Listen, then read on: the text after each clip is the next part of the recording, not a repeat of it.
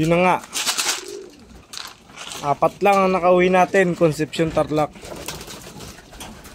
Welcome back sa ating channel, Antutan Loob. Tingin ko na bigla nga yung ibon natin. Pero sama sa sa laban yan. Ang mawalan. Laman yan. At maasa pa rin naman ako na babalikan sila.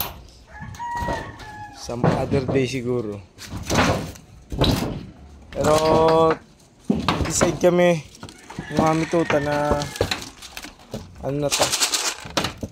i-load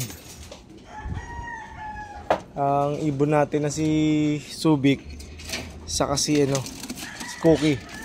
I-stop ko tong last dropper natin si Blue Check saka tong si Binondo. Hindi to ikakarga. Ihanda ko na lang sila sa south. At nag-decide na kami na ganun. Kasi nga matinding laban pa rin to. Malayo na to 100 plus kilometers na to. Hindi ko lang nakita kung Pampanga na kami. Kasi di pa ako nagbabasa ng GC. Pero tingin ko mga 100 plus. Mga 115. Ganun. Di ba natin masabi? Pero hindi pa nga kasi ako nagbabasa ng forecast. Yan ang ibon natin.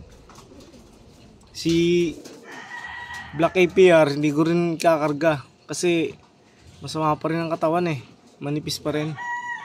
Tutukod lang siya. Pagaya nating si sunog na sunog ang katawan ni itong si Blue Check. Kaya hindi rin natin sila pwedeng i-sacrifice na ikarga. Oo. Gusto natin magkarga ng ibon. Gusto natin magsakay sa truck ng ibon, kaya lang hindi napapanahon talaga. Ayan ang ibon natin. Let's see kung anong condition ng katawan nito. Wala, mahina katawan nito. Hindi natin pwedeng sacrifice.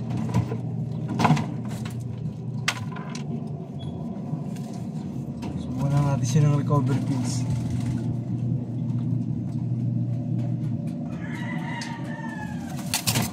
Nipis Ito naman si Binondo, nipis din Ang nipis ng katawan guys. Aray ko.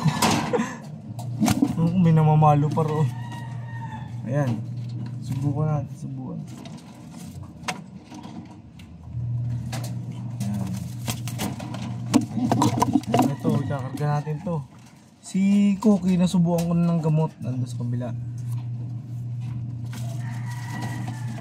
Ayan.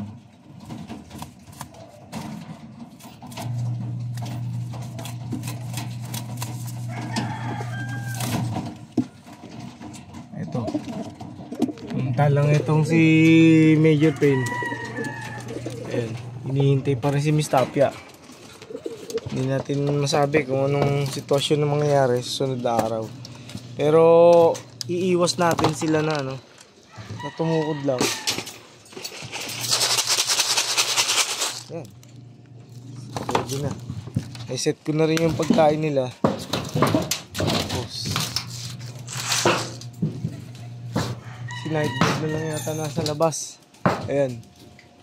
Si Nightbird na lang. Si Nightbird, gagamitin natin yung dalawang Nightbird na yan. Susubukan natin sa south. Samantalang yung ating ibon dito na gusto kong ipares kay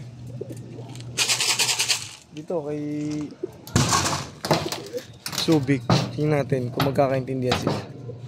Okay guys, loading tayo mamaya sa APR. Shoutout kay Boss Eman de la Cruz, saka syempre kay Kobe, ang ating courier. Thank you so much guys. Arigato gozaimasu. Nangarap lang kasi libre lang yan. Kahit na alam natin na pamahal ng patoka. Thank you so much guys.